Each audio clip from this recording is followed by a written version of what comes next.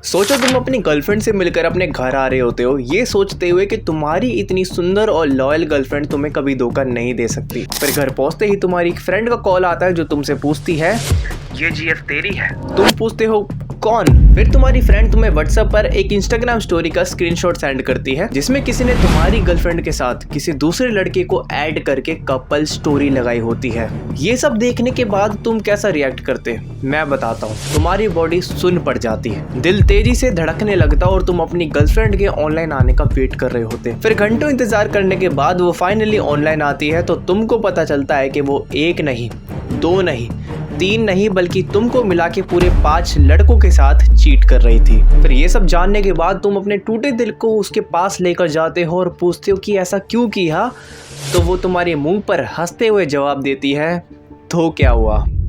हाँ, ये मेरी रियल स्टोरी है जो कि तुम में से काफी लोग एक्सपीरियंस कर चुके होंगे या करने वाले होंगे, क्योंकि यही रियलिटी बनकर रह गई है जेन ज़ी रिलेशनशिप्स की। इस दौर में अगर तुम ऐसे लोगों को पहचानना चाहते हो या इनसे दूर रहना चाहते हो, उनकी करतूतें कैसे होती हैं वो जानना चाहते हो, तो इस स्टोरी को एंड तक जरूर सुनना, क्योंकि इसमें तुमको एक चीटर के माइंडसेट का और उसके रेड फ्लैग्स कैसे होते हैं पता चलेगा। तो 2023 की बात है, मैंने अपनी एक क्लासमेट को प्रपोज किया उसके बर्थडे पर with beautiful pair of earrings. पहले महीने तक सब कुछ ठीक चल रहा था, being romantic with each others, first किस भी हो गया था गाल पर। लेकिन महीने के एंड तक शुरू हुआ उसका मुझ में से इंटरेस्ट कम होना। पहले जैसे बात होती थी वैसे बात होना कम हो गई। मैं जब भी उससे कुछ बोलता था उसका ध्यान कहीं और ही रहता था, तो मैं पूछता था कि क्या हुआ, तो वो ऐसे मेरे को देख करके मुस्कुरा के बोलती, नहीं कुछ नहीं। फिर बाद में वो कहीं और देख करके कुछ और ही सोचने लगती और सैड सा मुंह बना लेती थी। अब तुम में से काफी लोग कहेंगे कि ये तो नॉर्मल है, क्या पता उसके मूड स्विंग्स हो रहे हो।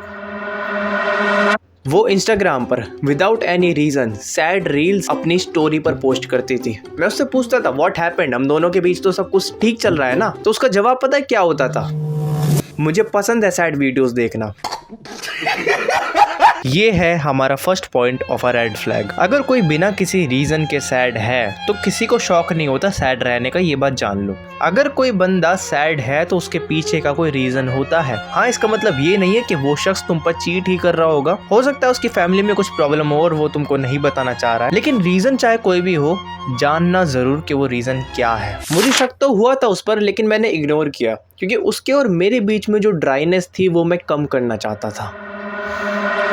अब मेरा नाम हरा झंडा मत रख देना, लेकिन ड्राइनेस कम होने की जगह और ज्यादा बढ़ने लगी थी। वो ज्यादातर टाइम अपने फ्रेंड्स के साथ स्पेंड करने लगी थी, मतलब दिन का आधा घंटा भी वो मेरे साथ नहीं बिताती थी। वो बार बार कहती थी कि ठीक है मैं अब से टाइम स्पेंड करूंगी, लेकिन बार बार वही सेम मिस्टेक दोहराने के बाद मैंने डिसाइड किया ब्रेकअप करने का। मुझे गाली देने से पहले ये बात सुन लो कि it was too much, there was nothing left like love between us. तो जैसे ही मैंने कहा मुझे ब्रेकअप चाहिए, she started crying out loudly कि ब्रेकअप करना है ना, कर लो, मत रहो मेरे साथ, जाओ भाड़ में। एंड ये है second point of a red flag. अगर कोई तुम्हारे डाउट करने पर रोना स्टार्ट कर दे या बेमतलब का ड्रामा मचाना स्टार्ट कर दे बिना तुम्हारी बात का जवाब दिए, तो समझ जाओ कि वो इंसान तुमको मैनिपुलेट कर रहा है।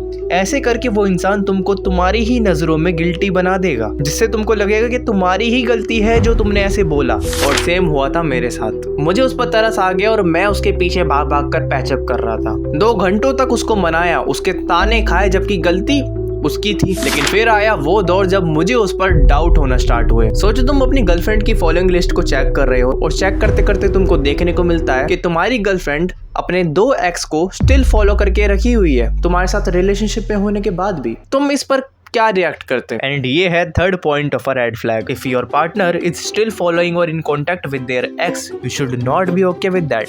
तो एक हरा झंडा होने के नाते मैंने उससे पूछा कि तूने अपने एक्स को अभी तक फॉलो करके क्यों रखा हुआ है? शी सेड तो क्या हुआ, दोस्ती तो है। दोस्त रिलेशनशिप में आने से पहले वो अपने एक्स की इतनी ज्यादा बुराई कर रही थी कि कैसे वो इसको सेक्स करने के लिए फोर्स करता था, अब दोस्त बनाए बैठी है। फिर मैंने उससे मांगे उसके चैट्स के स्क्रीनशॉट। वो इन सब में इतनी मास्टरमाइंड थी कि मनी हाइस्ट का प्रोफेसर भी शर्मा जाए, क्योंकि मेरे से बात करते वक्त वो इंस्टाग्राम को ब्राउजर पे यूज करती थी, ताकि जब भी मैं उससे स्क्रीनशॉट मांगू तो जिनके साथ भी वो अपनी काली करतूतें कर रही थी उनके चैट्स को डिलीट करके मुझे स्क्रीनशॉट भेज दे, ताकि इंस्टाग्राम की मेन ऐप से वो चैट्स डिलीट ना हो। और जब भी मैं उससे पूछता था कि ब्राउजर पे अपनी इंस्टाग्राम आईडी क्यों लॉग इन करी हुई है, तो उसका जवाब होता था कि घर वाले इंस्टाग्राम चलाने नहीं देते, इसलिए डर के मारे मुझे ब्राउज़र पे चलाना पड़ रहा है। वो पढ़ाई में बेशक गधी हो, लेकिन मैनिपुलेशन में मास्टरमाइंड थी। फिर लगभग 3-4 महीने तक यही सेम कॉन्फ्लिक्ट्स चलते गए, लेकिन फाइनल एग्जाम शुरू होने से पहले मेरे क्लासमेट्स एंड फ्रेंड्स मेरे को इन 3 तरह की बातों के लिए वार्निंग देते थे। मेरी एक फ्रेंड ने पता लगाया कि भैया जिसके साथ आप प्यार करते हो वो ऑलरेडी बहुत सारे लड़कों के साथ SEX कर चुकी है। मेरे कुछ क्लासमेट्स मुझसे कहते थे कि तेरी गर्लफ्रेंड लोगों की गोद में जाकर बैठती है, और मैं कैसे बताऊं ये बात सुनकर वो मेरी कितनी बेइज्जती करते थे। इसके ऊपर एक थ्योरी भी है कि जब भी वो वॉशरूम करने जाती थी तो लगभग आने में 1 घंटा लगा देती थी।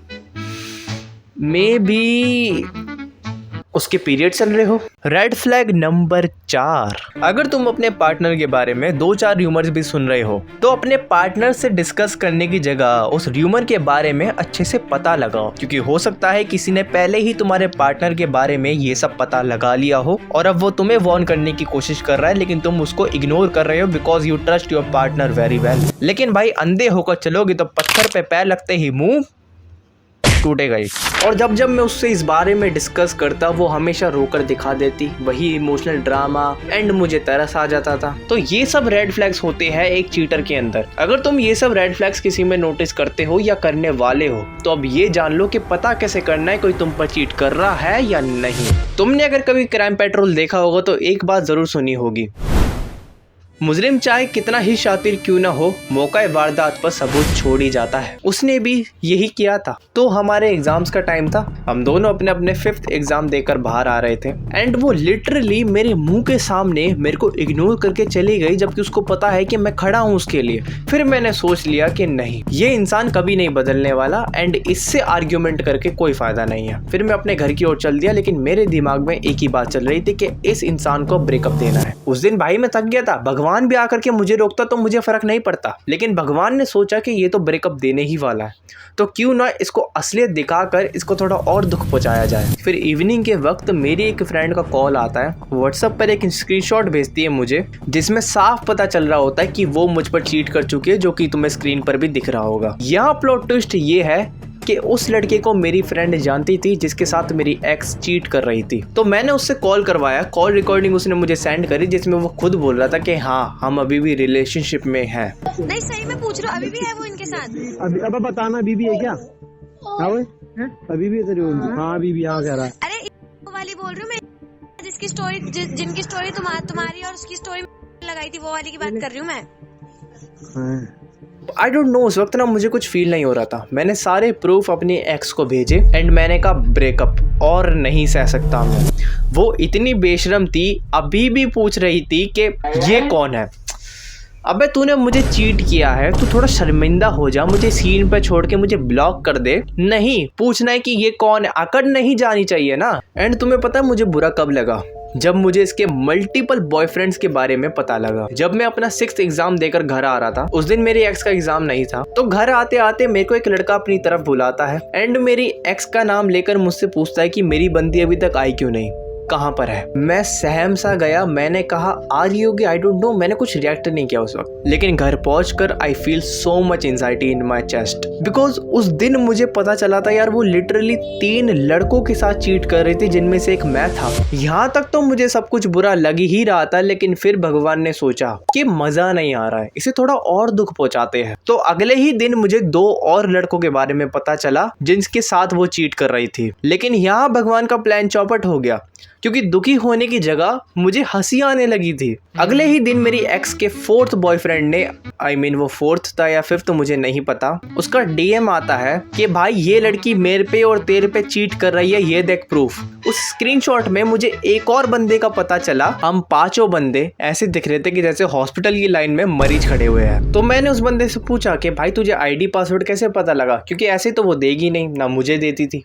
तुम्हें याद है मैंने कहा था कि मुजरिम चाहे कितना ही शातिर क्यों ना हो, मौका वारदात पर सबूत छोड़ ही जाता है। ऐसे ही इस बंदे के फोन में उसने अपनी ID लॉगिन करी होगी और लॉग आउट करना भूल गई होगी, तो इसने ऐसे ही रैंडमली चेक किया और इसे 4 मीनार दिख गए।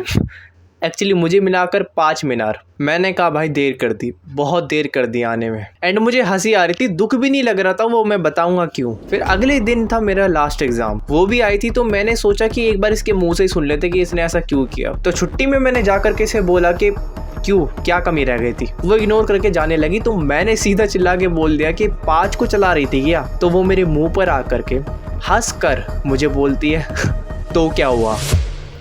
मुझे 1% भी बुरा नहीं लगा, क्योंकि जिस इंसान को कभी मुझसे प्यार था ही नहीं, जो इंसान डिजर्व ही नहीं करता कि मैं उसके लिए एक आंसू भी बहाऊं, तो दुख किस बात का। पर ऐसा ही हम सबको होना चाहिए, बनना भी पड़ेगा। ये दौर ही ऐसा है कि तुम किसी पर पे डिपेंड नहीं रह सकते और ना ही हमें रहना चाहिए। ये वीडियो तुम्हें इनसिक्योर करने के लिए नहीं थी, बल्कि जागरूक करने के लिए थी कि एक इमोशनल फूल बनकर मत रहना, जैसे मैं था, हरा झंडा। चलो आज के लिए इतना ही था। अब मिलते हैं अगली इंटरेस्टिंग कहानी में, जो कि होने वाली है लॉन्ग डिस्टेंस के बारे में। तो सब्सक्राइब करके रख लो। मिलते हैं अगली वीडियो में। Thanks for watching, bye.